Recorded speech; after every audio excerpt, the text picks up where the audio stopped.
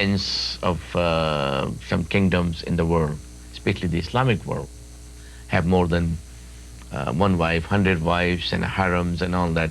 There's so many movies are made on those concepts, which I believe are not truly representing what the true picture is. Why Muslim is allowed to have more than one wife at the same time, especially in these difficult economic times, and what are the conditions prevailing these decisions to have more than one wife? First of all, we need to clarify one thing very important, that Muslims are not required to have more than one wife. Under certain conditions, certain environments, certain situations, they are permissible to have more than one wife. If you look at the Surah An-Nisa in Quran, and the third verse in Surah An-Nisa says that you are allowed to have more than one wife. But at the same time, if you look at the context of that, that is talking about the orphans.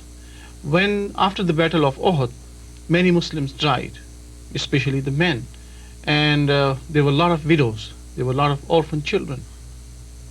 And Allah was asking the companions, and through companions to the generations of Islamic Ummah, that if in that situation, if you cannot justify with orphans, then you take them into marriage and then take the full responsibility on your shoulder, because there is a possibility that you may not justly deal with those people, with those women, with the widows and orphans.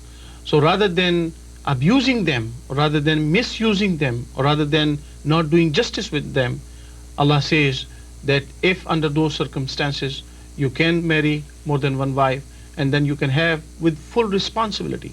I ask questions to my Muslim friends and my Muslim and non-Muslim friends and Muslim brothers and sisters. What is better? To have more than one wife with accountability and responsibility, and then having more than one relationship with workplace and in the universities and colleges, in any other place in the neighborhood, without any accountability and responsibility. You might have seen Bashir Bhai, Jerry Springer's show. You might have seen Murray's show, Jerry Jones' show. What is there? That if a man and woman have a relationship with more than one person outside their marriage, what it does, it creates a problem in the family, it creates problem for husband, it creates problem for wife, it creates problem for children. But Allah says, don't do those things. If you want to have more than one wife, then you have to have full responsibility and accountability, and make sure you do justice. And Allah subhanahu wa ta'ala says in Quran, if you cannot do justice, don't do it. Keep one, that is better for you. Another question, and I'm very concerned about the failure of majority of the young Muslim couples getting married, and 6 months, 1 year down the road, they're getting divorces, they're having separations. Are there many reasons, and I'd like to ask your comment on this? Should we blame the parents for keeping those children with them when they get married, or they should be allowed to live their own life according to their own wishes, starting as a new couple? What are the reasons? Have the youngsters have lost the patience, or be away from the teachings and traditions of Islam? Yeah, I think it's a combination of all what you have just described. There are, in certain situations, there are parents who are responsible. In certain situations, it's a couple. In certain situations, the environment they are living in. First of all, in Islam, it is not forbidden that after marriage, the husband and wife cannot live in a separate house. It is permissible in Islam, and during Prophet sallallahu alaihi wasallam time, the young boy and girl, when they married, they could live with the parent, they could live separately. That is allowed.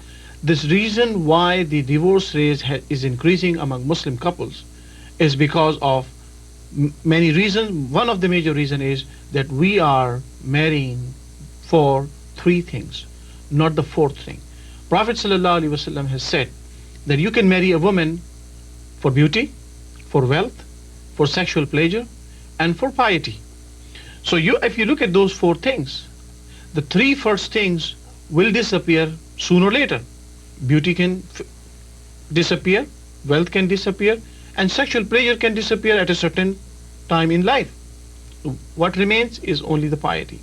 So if we marry to a woman, or women marries to a boy or a man, with looking for only one thing, the piety, honesty, respect, then that marriage will last forever.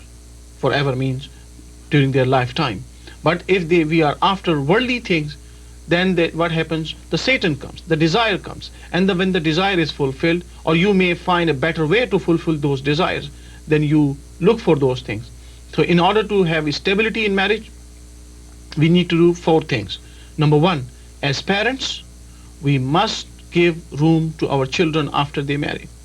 We must them decide what they want to decide. We should not be interfering in their daily business. Yes, as parents, we need to supervise them. We need to guide them. We need to help them. We need to teach them the teachings of Prophet ﷺ and the Quran, Holy Quran. But we should not be interfering in small disputes. They should not be asking permission for parents going outside and shutting off the door and those kind of small things. So people, the parents should at least give them some room and should not be controlling as they used to control their kids when they were small. Now they are adults. Now they have family. They will be having children.